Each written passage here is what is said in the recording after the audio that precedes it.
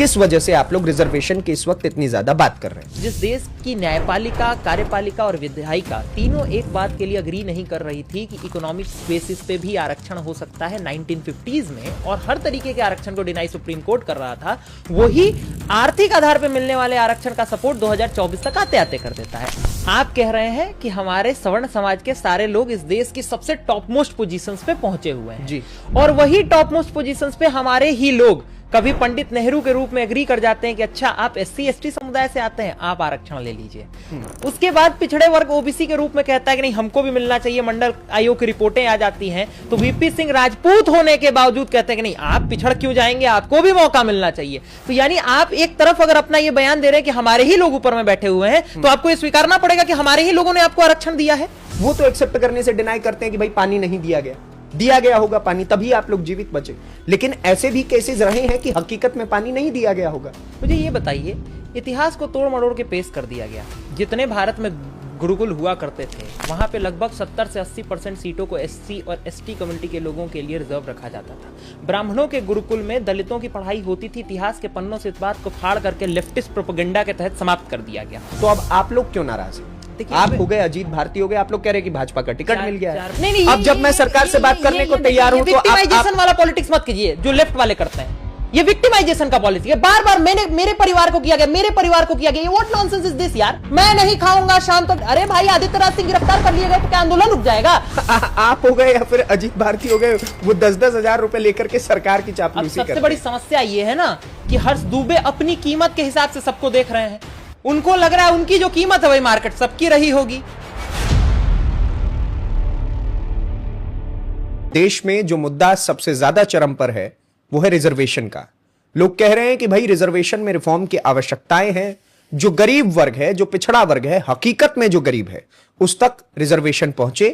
Creamy layer की भी बात चल रही है, तमाम बातें चल रही है। जंतर मंतर पर बीते 3 दिनों से 20, 21 और 22, 23 लगभग 3-4 दिनों से पूरा का पूरा कनॉट प्लेस लुटियन जोन का जो इलाका है वो युद्ध के मैदान में तब्दील हो चुका है। एक तरफ दिल्ली पुलिस प्रशासन लगातार प्रयास कर रही है कि प्रोटेस्टर्स को रोका जा सके, और दूसरी तरफ एक और तस्वीर ऐसी है कि प्रोटेस्टर्स किसी भी कीमत पर जंतर मंतर पर पहुंच करके धरना देने का प्रयास कर रहे हैं। ऐसे में तमाम सारी चीजें चल रही हैं, लड़ाई है, विद्रोह है।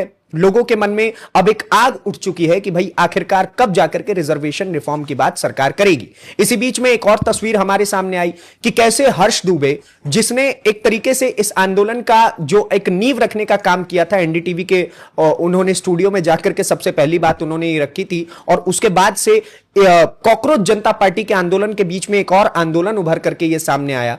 इन्हीं सारी मुद्दों पर बातचीत करने के लिए मेरे साथ आदित्य राज सिंह है। ये भी इस मुद्दे पर लगातार इस मुद्दे पर बार बार बात कर रहे हैं, बोल रहे हैं कि देखिए इस रिजर्वेशन के जो अभी तक चलता आ रहा है इसमें समस्याएं, इसमें रिफॉर्म की आवश्यकताएं। आपने हमारे चैनल पर भी इनके तमाम इंटरव्यूज देखे होंगे। हमने कहा कि आराम से चैन से बैठ करके बातचीत की जाए, तो इसी वजह से आदित्य जी आज हमारे स्टूडियो में पधारे। पहले तो बहुत बहुत स्वागत आपका। बहुत बहुत धन्यवाद आपका भी।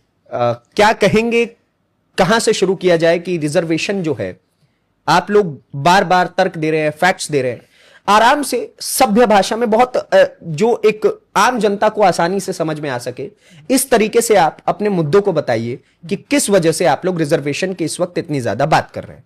देखिए, इसको समझने के लिए जैसे हर चीज का एक बैकग्राउंड स्टोरी होता है, आपको बैकग्राउंड में जाना पड़ेगा। जहां से इसका जन्म होता है वहां पे उसकी चर्चा होनी चाहिए। जिस समय इस देश में जातिगत आरक्षण दिया जा रहा है, उस मोमेंट पे इस देश में क्या चल रहा था? 1946 से 1950 के आसपास इस देश का संविधान बन रहा था। संविधान सभा एक व्यापक चर्चा करती है। व्यापक चर्चा करने के बाद इस देश के संविधान के कोर आइडियोलॉजी को समझने वाले हर व्यक्ति वहां मौजूद हैं।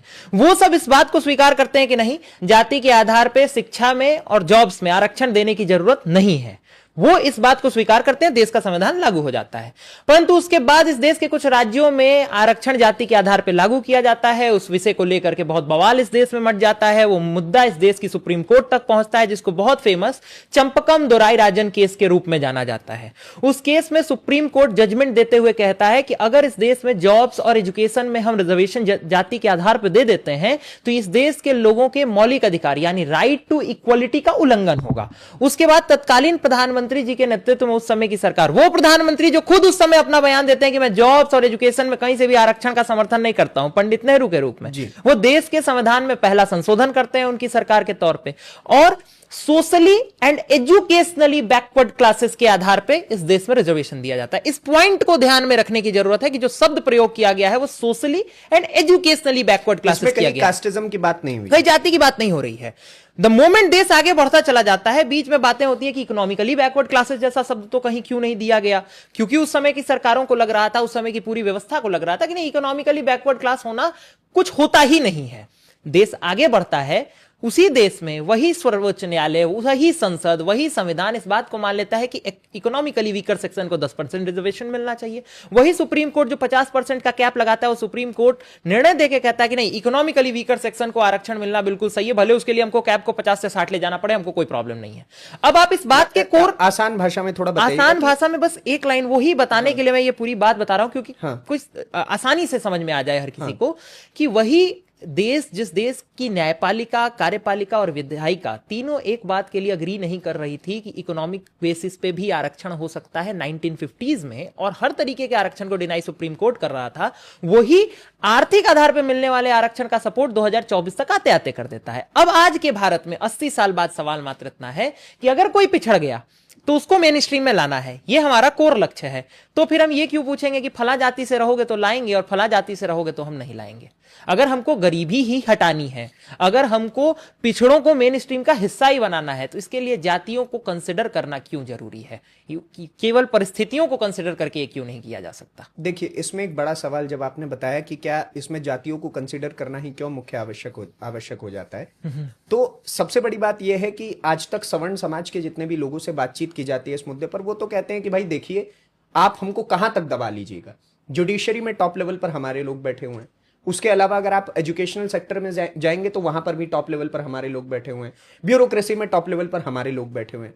तो जब हर जगह पर टॉप लेवल पर आपके लोग बैठे ही हुए हैं, तो फिर जिन जातियों की अगर आप बात कर रहे हैं, उन लोगों के पास कोई रिप्रेजेंटेटिव नहीं है उन स्थानों पर, चाहे वो जुडिशरी हो या फिर तमाम जगह हो, तो क्यों ना उनको आरक्षण देकर के वहां तक पहुंचाया जाए। चलिए, अब मैं इसी बात को आपकी बिल्कुल सही मान लेता हूं।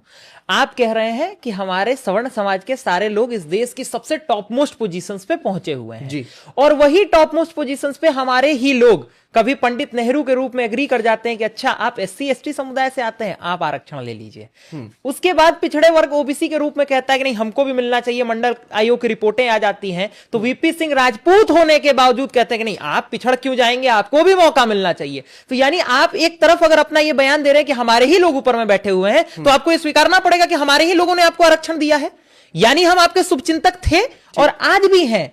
कल हमने ये बात बोली कि आपको इस आधार पे आरक्षण मिलना चाहिए क्योंकि आप दावा कर रहे हैं कि जातिगत शोषण हुआ है, तो आप कह रहे हैं ये सही है। लेकिन आज हम कह रहे हैं कि 80 साल बीत गए, अब जातिगत शोषण नहीं हो रहा है, अब आर्थिक रूप से शोषण हो रहा है। क्योंकि अगर आप आर्थिक रूप से कमजोर हैं तो इस देश में कोई भी संसाधन आपको मिल नहीं पाएगा, किसी भी प्रकार के आपको मौके मिल नहीं पाएंगे। और उन्हीं मौकों को दिलाने के लिए जब हम ये बात कह रहे हैं कि मेरे भाई, जब हम SC के आधार पर आरक्षण दे देते हैं, ST के आधार पर आरक्षण दे देते हैं, तो राष्ट्रपति के बच्चों को भी आरक्षण IAS के एग्जाम में मिल जाएगा। लेकिन गांव में बैठे हुए किसी दलित को जब कॉम्पीट करना है तो अपने ही SC और ST कम्युनिटी के व्यक्ति के साथ करना पड़ेगा।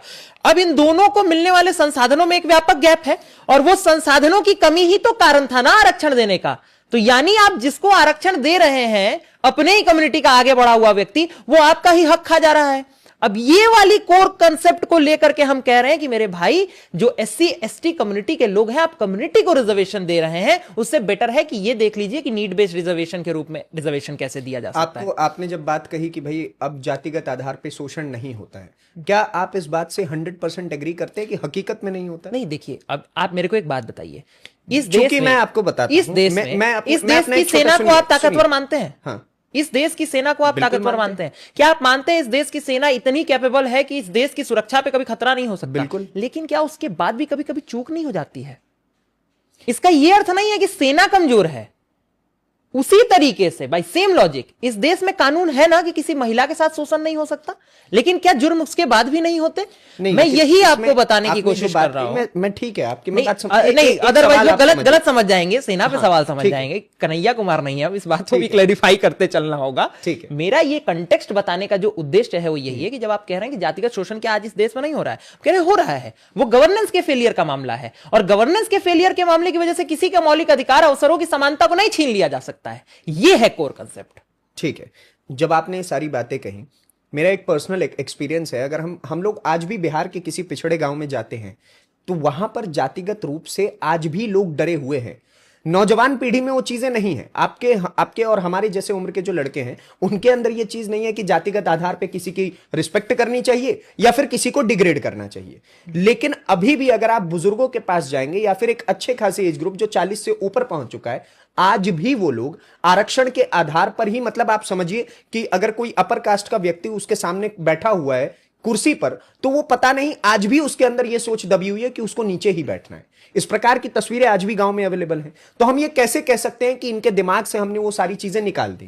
नहीं, इस चीज को आप इससे रिलेट क्यों कर रहे हैं, पहले तो मेरे को ये बताइए। क्योंकि दबाया गया ना उनको। नहीं दबाया गया, वो वक्त बीत गया ना, वो वक्त बीत गया, डिनाई किया जाता है। मुझे ये बताइए, मुझे ये बताइए। नहीं आप सुनिए, मैं यहाँ पे रुकना चाहूंगा। नहीं, आप एक सवाल सुन लीजिए, पूरा कंप्लीट कर लेता हूं। सवाल दो हो जाएंगे। आपने कहा कि भाई ये सारी चीजें होती है कि नहीं होती है, ठीक है, पहले हुई होंगी। आपके जो कई संगी साथी हैं जो इस रिजर्वेशन मूवमेंट को बहुत ज्यादा सपोर्ट कर रहे हैं, चाहे वो अजीत भारती हो, वो तो एक्सेप्ट करने से डिनाई करते हैं कि भाई पानी नहीं दिया गया होगा पानी, तभी आप लोग जीवित बचे। लेकिन ऐसे भी केसेस रहे हैं कि हकीकत में पानी नहीं दिया गया होगा, ये भी केसेस है। तभी ऐसे तो है नहीं कि कोई मनगढ़ंत आदमी ने कोई कहानी बना दी, रियलिटी भी तो कुछ तो रियलिटी रही होगी ना, कि उनके पास संसाधन नहीं पहुंचे होंगे। मुझे ये बताइए, इतिहास को तोड़ मरोड़ के पेश कर दिया गया। जितने भारत में गुरुकुल हुआ करते थे वहां पे लगभग 70 से 80% सीटों को एससी और एसटी कम्युनिटी के लोगों के लिए रिजर्व रखा जाता था। ब्राह्मणों के गुरुकुल में दलितों की पढ़ाई होती थी। इतिहास के पन्नों से इस बात को फाड़ करके लेफ्टिस्ट प्रोपेगेंडा के तहत समाप्त कर दिया गया। और उसके बाद आप आकर के कहानियां सुनाना शुरू कर देते हैं कि आपके पूर्वजों ने हमारे साथ इस तरीके का शोषण किया, उस तरीके का शोषण किया, कान में शीशा डाल दिया, न जाने क्या क्या कर दिया। ये सब फालतू की बातें हैं। आप जो बात कह रहे हैं ना कि कुछ तो कारण रहा होगा, ये सब झूठ मूठ की कहानियां जो केवल इसलिए फिट इन कर दी गई कि भारत की राजनीति को दुष्प्रभावित किया जा सके, भारत को कमजोर किया जा सके। और इसका केवल एक ही एजेंडा था, विदेशी फंडिंग के माध्यम से भारत के अंदर भारत की एकता को खंडित करना, ताकि भारत को इतने टुकड़ों में बांट दिया जाए कि आने वाले वक्त में कोई भी ताकत मिलकर के भारत को एकत्रित न कर पाए। इसीलिए सबसे पहले शुरुआत की गई भारत के पार्टीशन की तो धर्म के आधार पर बांटा गया, और दूसरा जब शुरुआत किया गया तो उसमें जातीय के आधार पर आपको 4 डिविजन्स में बांट दिया गया। अब आप चाहे कुछ भी कर लीजिएगा, आप एकता क्रिएट नहीं कर सकते। इसीलिए झूठ मूठ की कहानियां सुनाई जाती है कि आपको पानी नहीं पीने दिया जाता था। मेरे को कोई ये बात का जवाब क्यों नहीं देता है कि आज आप जब डेफिनेशन बनाते हैं तो कहते हैं कि मौर्य जो है वो तो ओबीसी कैटेगरी में आते हैं, लेकिन जब आचार्य चाणक्य को राजा बनाना था तो चंद्रगुप्त मौर्य को बना रहे थे। आचार्य चाणक्य खुद बयान दे रहे हैं ना कि भाई जो हाथ शस्त्र चलाना सिखा सकते हैं वो शस्त्र चला भी सकते हैं।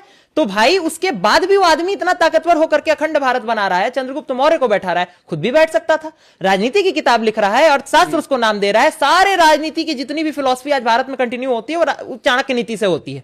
वो आदमी सब कुछ जान रहा है, वो खुद नहीं बैठ सकता था? बिल्कुल बैठ सकता था, बट उन्होंने समझा कि सोशल ऑर्डर को सही तरीके से चलाने का तरीका क्या होता है। वो उस दौर में जाति के आधार पर पिछड़ापन नहीं देख रहे थे, वो उस आधार पर संसाधनों की पहुंच के पिछड़ेपन को देख रहे थे कि इस आदमी तक संसाधन नहीं पहुंचा, ये संसाधन कैसे और लोगों तक पहुंच सकते हैं, इस बात को बेहतर समझ सकता है और इसको इस देश के सर्वोच्च पद पे होना चाहिए। ये उस समय का थॉट प्रोसेस था। आपने एक कहानी गढ़ी अपने ही दिमाग में और झूठ मूठ की कहानी का प्रचार प्रसार शुरू कर दिया गया, जिसका वास्तविकता से कोई लेना ही देना नहीं था। ये काल्पनिक कहानियां हैं। इतना तो वेब सीरीज भी काल्पनिक नहीं होता है जितना इस तरीके की लेफ्टिस्ट प्रोपेगेंडा की बातें हैं। और यही वो बात है जिसको कभी हम अर्बन नक्सलिज्म कहते हैं और कभी अन्य अन्य शब्दों से उसको संबोधित किया करते हैं। ये वही चीजें हैं जिसने भारत को पहले शारीरिक रूप से कमजोर किया, 3 खंडों में बंटवा दिया, और आज की तारीख में मानसिक रूप से गुलाम बनाने की कोशिश चल रही है। बिल्कुल वही तरीका जो मैकाले ने कहा था कि मैं भारत की आने वाली नस्लों को गुलाम बना दूंगा, वो चाह के भी एकत्रित नहीं हो पाएंगे। ठीक है, अभी तो ये काफी हमने इतिहास पे बात कर ली, अब थोड़ा करंट पे आ जाते हैं। दोबारा से आप लोग जो ये रिजर्वेशन हटाओ आंदोलन की शुरुआत करना चाह रहे हैं, बार बार फ्रंट फेस पे आकर के आप लोग कह रहे हैं कि भाई प्रोटेस्ट होगा और बहुत व्यापक तरीके से, बहुत बड़े तरीके से होगा। मैं ये जानना चाहता हूं, आज से 36 साल पहले भी कुछ इसी प्रकार के प्रोटेस्ट हुए थे, आत्मदाह भी लोगों ने किया था, खुद को जला भी लिया था, और तमाम चीजें हमने दिल्ली की सड़कों पर देखा था। आज दोबारा से दिल्ली की सड़कों पर कुछ उसी प्रकार की तस्वीरें नजर आ रही हैं। जब आज से 36 साल पहले आपकी बात नहीं सुनी गई, तो आप क्या एक्सपेक्टेड रखते हैं कि आज 36 साल बाद आपकी बात सुन ली जाएगी? पहली बात, आपकी एक बात को पूरी तरह से डिनाई करेंगे कि रिजर्वेशन हटाओ आंदोलन नहीं है ये रिजर्वेशन सुधार आंदोलन है, रिफॉर्म। हम रिफॉर्मेशन की बात कर रहे हैं। बहुत simple, 1 time 1 table 1 discussion for 1 reformation. ठीक है। दूसरी बात जो आपने कही कि 36 साल पहले आपकी बात नहीं सुनी गई होगी, लेकिन अभी से 8 साल पहले इसी सरकार ने हमारी बात सुनी थी। आज से मात्र 2 साल पहले इसी देश के सुप्रीम कोर्ट ने हमारी बात सुनी थी, और अभी से कुछ महीने पहले एक राज्य की सरकार ने भी हमारी बात सुनी है। तमाम राज्य की सरकारें, 2 राज्य की सरकारें शायद हमारी बात सुन चुकी है। मेरा यही कहना है मेरे भाई कि वक्त बदल रहा है। 36 साल में देश में लगभग 3 युग बीत चुके हैं। 36 साल पहले इस देश में ग्लोबलाइजेशन का कंसेप्ट नहीं था, आज है। आज हम यूपीआई के दौर में पहुंच चुके हैं, आज एआई के दौर में पहुंच चुके हैं। देश की जरूरतें बदल चुकी हैं, हम विकसित भारत की बात करने लगे हैं। तब तो हमारे पास देश चलाने का पैसा नहीं होता था। वक्त बदल चुका है, हमारे कॉम्पिटिशन अलग हैं, हमारी स्थिति अलग है। आज हम दुनिया की तीसरी जीडीपी है परचेजिंग पावर पैरिटी में। तो हमको अब केवल 2 और देखना है, सेकंड और फर्स्ट। हम वहां पहुंचने की अब लड़ाई कर रहे हैं। एक दौर था जब हम खाने के लिए सर्वाइव कर रहे थे, और एक दौर है जहां पे हम ये सर्वाइव करना चाहते हैं कि भाई हम टॉप मोस्ट पे कैसे पहुंच सकते हैं। वक्त बदल चुका है, सरकार का थॉट प्रोसेस बदल चुका है, और मेरा इस सरकार पे भरोसा है मेरे भाई। मैं ये बता देता हूं, चूंकि मैं एक समर्थक के नाते बता रहा हूं, इस पूरे आंदोलन का मैं समर्थक हूं। मैं सरकार की कई नीतियों का विरोध कर चुका हूं, लेकिन मुझे पता है कि सरकार के टॉप पे जो आदमी बैठा है नरेंद्र मोदी के रूप में, उस आदमी के पास इस बात का टैलेंट है कि वो ये समझता है, वो व्यक्ति, मैं पूरे सम्मान के साथ कह रहा हूं कि राजनीतिक विरोधी आप हो सकते हैं, आप कैसे डिनाई कर दीजिएगा इस टैलेंट को कि अगर आप कोई बात उन तक पहुंचाते हैं, वो उस बात पे संवाद करते हैं। अभी आप देखिए कि सोशल मीडिया का इतना बड़ा कैंपेन खड़ा हुआ जो जमीन तक पहुंचा सीजेपी के प्रोटेस्ट के रूप में। प्रधानमंत्री चाहते डिनाई कर देते तो कोई माई का लाल इस्तीफा नहीं ले पाता। ये भी एक बहुत बड़ी सच्चाई है, ये नरेंद्र मोदी की लीडरशिप में हमने देखा है पिछले 12 साल में। लेकिन नरेंद्र मोदी को लगा कि नहीं यार, अगर जनता चाह रही है कि हमारे सरकार का में एक मंत्री इस्तीफा दे दे, वही जनता जिसने कभी हमको सरकार में बैठाया है, तो ये बात मान लेने मात्र में बहुत कुछ नहीं बिगड़ जाएगा। ये ओपननेस होना एक डेमोक्रेसी में कि हम डायलॉग के लिए तैयार हैं, भले हमारा सब कुछ छिन जाए। ये इससे पहले की सरकारों में नहीं होता था, और अगर हो रहा होता तो वो सब आज भी सरकार में होते। यही कारण है कि सरकार पे भरोसा है। मैं फिर कह रहा हूं, सरकार को हम अपना मानते हैं, इसीलिए हमको भरोसा है कि सरकार हमारी बात सुनेगी, और यह सरकार की जिम्मेदारी है कि सरकार हमारी अपेक्षाओं पर खड़ी उतरे। आपकी ठीक है, आप इतना एक्सपेक्टेशन रख रहे हैं कि भाई अभी की गवर्नमेंट हमारी बात सुन लेगी, लेकिन इसी गवर्नमेंट के कुछ सहयोगी दल हैं, उनका मैं नाम लेकर के, और बीते 2 से 3 दिनों में उनके जो स्टेटमेंट्स आए वो मैं आपको कोट करके बताता हूं। आप बताइएगा कि आपको लगता है कि क्या हकीकत में सरकार और उनके जो सहयोगी दल है वो इस बात को सुनने को तैयार होंगे। पहला नाम है संजय निषाद का। वो कह रहे हैं कि अगर रिजर्वेशन के ऊपर तनिक भी आँच आई तो हम सड़कों पर उतर जाएंगे। उसके बाद जब संजय निषाद ये स्टेटमेंट देते हैं तो ओपी राजभर कहते हैं कि अगर संजय निषाद सड़कों पर उतरेंगे तो ठीक उनके बगल में सड़क पर मैं भी बैठा मिलूंगा, ठीक है, रिजर्वेशन वाले मुद्दे पर। तीसरा नाम है चिराग पासवान का। चिराग पासवान ने खड़े होकर के कहा है कि रिजर्वेशन कोई खैरात नहीं है, यह हमारा अधिकार है जो संवैधानिक रूप से हमें मिला है, तो उस अधिकार के साथ हम किसी भी प्रकार का कोई आंच नहीं आने देंगे। ये तो हो गए जो सत्ता में बैठे हुए लोगों ने कहा। उसके अलावा अगर आप दूसरे पक्ष की तरफ जाइएगा तो अखिलेश यादव ने कहा है कि ये जो भी रिजर्वेशन हटाओ का ये लोग काम कर रहे हैं, हम इनके साथ नहीं है, और बिल्कुल अलग ही हमारा स्टेट ऑफ माइंड कहता है कि हम इनका सहयोग नहीं करने वाले। दूसरा नाम है चंद्रशेखर का। वो तो डायरेक्ट ये बात कहते हैं कि भाई प्राइवेट सेक्टर में भी रिजर्वेशन आना चाहिए। तीसरा नाम अगर आप देखिएगा तो तेजस्वी यादव, आप खुद बिहार से आते हैं, तो तेजस्वी यादव कह रहे थे कि भाई 85% कर देंगे आरक्षण। तो आपके साथ सत्ता पक्ष के भी कुछ लोग नहीं है। हालांकि अभी भारतीय जनता पार्टी ने इसके ऊपर एकदम स्ट्रेट लाइन रखी है, कोई वो लोग इधर उधर की बात नहीं कर रहे हैं, वो कह रहे हैं कि बात की जा सकती है। लेकिन आपके पास सत्ता पक्ष के कुछ लोग हैं जो आपका साथ नहीं दे रहे, दूसरी तरफ आपके पास वो लोग हैं जो विपक्ष में बैठे, वो भी आपका साथ नहीं दे रहे। कहां तक की ये लड़ाई होगी? अगर सिर्फ मैं ये समझना चाह रहा हूं, मैं बहुत लोगों से ये सवाल कर चुका हूं कि ना सत्ता पक्ष ना विपक्ष, आपके साथ कोई नहीं है। नहीं, सत्ता पक्ष और विपक्ष हमारे साथ कोई नहीं है, ये बात तो बिल्कुल सही है ना, क्योंकि ये राजनीतिक आंदोलन नहीं है, ये सामाजिक आंदोलन है, ये समाज का आंदोलन है। समाज अपनी आवाज लेकर के आया है, विपक्ष कह रहा है कि हम सुनेंगे नहीं तुम्हारी बात। हमने कहा कोई बात नहीं, मत सुनो, क्योंकि तुम सुनोगे भी कैसे। तेजस्वी यादव इसलिए कभी आरक्षण में सुधार का बात इसलिए नहीं करेंगे, काहे कि तेजस्वी यादव को लगता है कि भाई आरक्षित तो हमारे ही लिए है, बिहार के मुख्यमंत्री का पद पहले मेरे पिताजी, फिर मेरी माताजी, और उसके बाद फिर मेरे को मिलना चाहिए, मेरे भाई को भी नहीं मिलना चाहिए। तेज प्रताप यादव भले हमारे बड़े भाई हैं, ठीक है, ये तेजस्वी जी की समस्या है। उनके पार्टी के ही राष्ट्रीय प्रवक्ता मृत्युंजय तिवारी इस्तीफा देते वक्त कहते हैं कि बिल्कुल सीरियस नहीं है, केवल परिवार के चक्कर में रहते हैं और अपने पर्सनल फायदे के लिए घूमते रहते हैं, सीरियस आदमी नहीं है। फिर आप दूसरा जिस अखिलेश यादव जी की बात कर रहे हैं, वो भी परिवारवाद की, नस्लवाद की फसल है। टैलेंट के आधार पे कितना आए हैं, कितना आए नहीं है, इस बात के ऊपर उनसे बात मत करिएगा। समाजवादी पार्टी की बात करते हैं, प्राइवेट जेटों में उड़ते हैं, ठीक, ये उनकी विचारधारा है। उनको लगता है कि यादव समाज में उत्तर प्रदेश में हमसे बड़ा नेता कोई ना पैदा हो जाए, इसलिए झूठ मूठ का लोगों को एक डिलीलू दिखाते रहो ताकि लोग फंसे रह जाएं। जिस चंद्रशेखर रावण जी की आप बात कर रहे हैं वो कहते हैं कि हमारे आइकन तो बाबा साहब अंबेडकर हैं और हम अंबेडकर की राजनीति करते हैं। मेरे भाई, वो बाबा साहब अंबेडकर जिन्होंने गांधी के साथ सीधा विवाद पृथक निर्वाचिका के मुद्दे पे हो जाने के बाद भी पृथक निर्वाचिका की मांग को ठुकरा दिया था, और आप संसद में उसी मांग को उठा रहे हैं जो जिस मुद्दे पे अंबेडकर डिसएग्री कर गए थे। मतलब आप अंबेडकर से बड़ा दलित नेता अपने आप को मानने लगे हैं क्या, या आप ये मानने लगे हैं कि अंबेडकर ही दलितों के लिए गलत है और आप दलितों के लिए उनसे ज्यादा बेहतर सोचने लगे हैं? ये बड़ा सवाल है, इस सवाल के ऊपर बात होनी चाहिए, इसके ऊपर कोई बात नहीं करेगा। उसके बाद आप जिस ओपी राजभर और संजय निषाद की बात कर रहे हैं, इनकी तो राजनीति केवल 2 मिनट की बातें करने से है। अपनी अपनी सीट पे केवल खुद चुनाव लड़के, खुद चुनाव जीत करके कभी सत्ता कभी विपक्ष, कभी विपक्ष कभी सत्ता, और जो सत्ता में रहे उनकी गोद में जाकर के बैठ जाना, यही इन लोगों की राजनीति है। इन लोगों ने कभी समाज के लिए काम नहीं किया है। मैं फिर कहता हूं, ये लोग समाज के नहीं, अपने ही जाति के समाज से नेता हैं।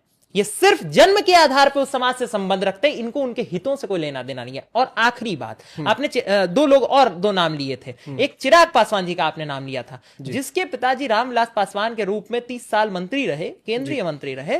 उनके बेटे भी रिजर्व कैटेगरी की सीट से क्यों चुनाव लड़ रहे थे? वहां क्या किसी दूसरे दलित नेता को चुनाव लड़ा करके दलितों के उस पिछड़े वर्ग को, जिसको आज तक रिप्रेजेंटेशन नहीं मिल पाया बिहार में, क्या नहीं दिलाया जा सकता था? चिराग पासवान फिर भी वेल ऑफ तरीके से किसी दूसरी सीट से जाकर के चुनाव लड़ सकते थे। उनकी छवि, अगर मैं इस बात को कह दूं कि चिराग पासवान बिहार के टॉप 5 चेहरों में से एक है, तो इस बात में कोई गलत नहीं होगा। वो तो कहीं से जाकर के लड़ सकते थे, लेकिन उनको वहीं से लड़ना था जो रिजर्व कैटेगरी की सीट है। ये सब तो सवाल उठते हैं ना कि चिराग पासवान जी भी ओपन हो सकते थे। और जो आखिरी बात आपने कही कि सरकार ने कहा कि हम बात करने के लिए तैयार हैं, सारे बातों के ऊपर कहीं से भी आपका ध्यान नहीं होना चाहिए। ध्यान सिर्फ एक वाक्य पे होना चाहिए कि सरकार कह रही है कि बात तो हो सकती है। वही सरकार जिसने कुछ महीने पहले संसद में खड़े होकर कह दिया था कि किसी ने अपनी मां का दूध नहीं पिया है कि आरक्षण के ऊपर आवाज भी उठा दे, वही सरकार कुछ महीनों बाद आकर के कह रही है कि बात तो हो सकती है। तो बदले बदले से मेरे सरकार नजर आते हैं, आगे आगे देखिए होता है क्या। अरे वाह, ठीक है। एक और सवाल मैं आपसे ही लेना चाहूंगा, अभी जब प्रेजेंट में आ जाते हैं फिर से थोड़ा सा, कि आरक्षण के ऊपर सत्ता पक्ष विपक्ष की हमने बात कर ली, अब थोड़ी आप लोगों की बात कर ली जाए। कुछ 3-4 प्रमुख पेजेस थे इंस्टाग्राम पे जो डेवलप हुए, और उस 3-4 प्रमुख पेजेस के जो मुख्य चेहरे थे, जिनमें से आप हैं, आपका रिजर्वेशन जनता पार्टी करके आपने, हाँ, आपका इंस्टाग्राम पेज था। उसके अलावा अजीत भारती, अनुराधा जी का एक इंस्टाग्राम पेज है जो उन्होंने बताया, रिजर्वेशन हटाओ आंदोलन करके, आरएचए करके पेज है। एक और व्यक्ति है, हर्ष दुबे उनका नाम है, एनडीटीवी पर इंटरव्यू देते हैं, उसके बाद बहुत ज्यादा प्रख्यात हो जाते हैं। आप लोग भी उनके सपोर्ट में उतरते हैं, आपके इंस्टाग्राम पे भी उनके नाम की स्टोरीज लगती है कि भाई ये लड़का कुछ कर सकता है, ठीक है। उसके बाद दिल्ली के अंदर धरना प्रदर्शन होता है। पहले आप लोगों के बीच जो मनमुटाव था, आप लोग उसको साइडलाइन करके दोबारा से उस धरने प्रदर्शन के स्थल पर पहुंचते हैं हर्ष का सपोर्ट करने के लिए। लेकिन अगले दिन जो तस्वीर आती है उसको लेकर के क्या कहेंगे कि अब जाकर के जब भारतीय जनता पार्टी के नेता के साथ उनकी मुलाकात हो जा रही है, नेता भी क्या, उप मुख्यमंत्री के साथ मुलाकात हो जा रही है, वो कह रहे हैं सरकार अब मेरी बात सुनेगी, हमारी बात सुनेगी, सरकार हमारे साथ बात करने को तैयार है। तो अब आप लोग क्यों नाराज हैं? आप हो गए, अजीत भारती हो गए, आप लोग कह रहे हैं कि भाजपा का टिकट मिल गया है। 4-5 बातें आपने एक ही सवाल में पूछ लिया है, तो सबको एक एक करके क्लैरिफाई कर देते हैं सिलसिलेवार तरीके से। सबसे पहले रिजर्वेशन हटाओ आंदोलन नाम का वो पेज बनता है जो 6 मिलियन के आसपास पहुंच जाता है। तो उससे मेरा पॉइंट ऑफ डिफरेंस बस एक विषय पे होता है। वेदांत त्यागी नाम के एक व्यक्ति खुले तौर पे कह देते हैं कि भाई हम जूठा पानी पीना शुरू कर देंगे, इससे जातिवाद मिट जाएगा, और जातिवाद मिट जाएगा तो अपने आप आरक्षण को हटा देने की जरूरत हो जाएगी। हमने कहा देखिए ये सब फालतू की बातें हैं, ये दिखाने वाली बातें करने की कोई जरूरत नहीं है। जूठा पानी पीने का कंसेप्ट कहां से आ गया? हम तो कोरोना के दौर से निकले हैं ना भाई, अपना पानी दोबारा ना पीजिए। ये तो कोरोना के समय बताया जा रहा था कि हो सकता है उसके ऊपर भी आकर के कोई वायरस आ जाए। आप कह रहे हैं किसी और व्यक्ति का पानी मुंह में डाला हुआ जूठा लेकर के पी लीजिए। ये सब बहुत केवल दिखाने की बातें हैं, ठीक है। इससे जातिवाद नहीं मिटता है मेरे भाई। जातिवाद म्यूचुअल रिस्पेक्ट से आता है। जब आप ये मानना बंद कर देते हैं कि भाई कोई किसी जाति में पैदा हुआ है तो वो सुपीरियर है और कोई किसी जाति में पैदा हुआ है तो वो इंफीरियर है, अपने आप को सुपीरियर मानना भी गलत नहीं है। अगर हम मान रहे हैं कि आई एम द बेस्ट तो ये बुरा नहीं है, क्योंकि मेरे को कॉन्फिडेंस बूस्ट करना पड़ेगा अपना, अगर दुनिया में कॉम्पीट करना है तो। लेकिन हम अगर ये मानने लगे कि हम ही श्रेष्ठ हैं, बाकी सब गए गुजरे हैं, ये गलत हो जाता है। ये निगेटिव तरीका है। तो उस बात से मेरा थोड़ा मुझे ये गलत लगा। फिर मैंने कहा कि भाई आप 6 मिलियन है, आपका कोई विचारधारा होगा। उन्होंने अपना कोई पॉइंट एजेंडा नहीं बताया था, तो हमने एंटी रिजर्वेशन जनता पार्टी का पेज बनाया। हमने कहा कि भाई हम भी वॉइस उठाएंगे इसके ऊपर। हमने 3 पॉइंटर्स एजेंडा बनाया, उसमें हमने अपनी बातें रख दी कि कास्ट बेस्ड रिजर्वेशन को बदल करके नीड बेस्ड, यानी इकोनॉमिक नीड के बेसिस पे किया जाना चाहिए, वो भी one family one time reservation का प्रावधान होना चाहिए। दूसरा हमने कहा कि इस देश में एससी एसटी एक्ट है, उसके जगह यूनिवर्सल कास्ट एट्रोसिटीज एक्ट होना चाहिए, जिसके अंतर्गत किसी भी जाति का कोई भी व्यक्ति किसी भी जाति के दूसरे किसी भी व्यक्ति के साथ अगर शोषण करता है तो सजाओं का जो नियम है वो प्रावधान सेम होना चाहिए, वहां पर फिर जाति नहीं देखी जानी चाहिए। और तीसरा यूजीसी की इक्विटी रेगुलेशंस का कंप्लीट रोल बैक होना चाहिए। ये तीन बातें आ गई। उसके बाद आरएचए ने कहा कि भाई हम इस बात पे एग्री करते हैं जो बात आप कह रहे हैं। तो जब हम और आरएचए एक बात पे एग्री कर गए तो फिर हम दोनों का कोई लड़ाई ही नहीं रहा। ठीक है। और द मोमेंट अजीत भैया वहां पे आ गए तो फिर लड़ाई का कोई बात ही नहीं था, क्योंकि उनकी विचारधारा और हमारी विचारधारा में कहीं से कोई बहुत ज्यादा जमीन आसमान का अंतर नहीं है। कुछ हल्के फुल्के पॉइंटर्स तो डिफरेंट होते हैं, हमारे यहाँ कहा गया मुंडे मुंडे मति भिन्नम, तो वो तो हो ही जाता है। उसके बाद आप कह रहे हैं हर्ष दुबे जी आ जाते हैं, तो बीच में हर्ष दुबे पिक्चर में आते हैं और कहते हैं कि भाई मेरी वजह से ये सारा आंदोलन खड़ा हुआ है। थोड़ा फिशी लगता है शुरू में भी। हमने इस बात को कन्विंस करने की बार बार कोशिश की थी कि मेरे भाई ये मैंने शब्द का प्रयोग आप बार बार मत करिए, ये शब्द सही नहीं है। मैंने क्या होता है इस देश में, नरेंद्र मोदी भी मैंने नहीं बोलते हैं, वो भी मोदी का परिवार बोलते हैं। उससे बड़े नेता तो शायद आप नहीं होंगे, इस बात को अगर मैं कह दूं तो मैं गलत नहीं हूं। ठीक। तो आप इस तरीके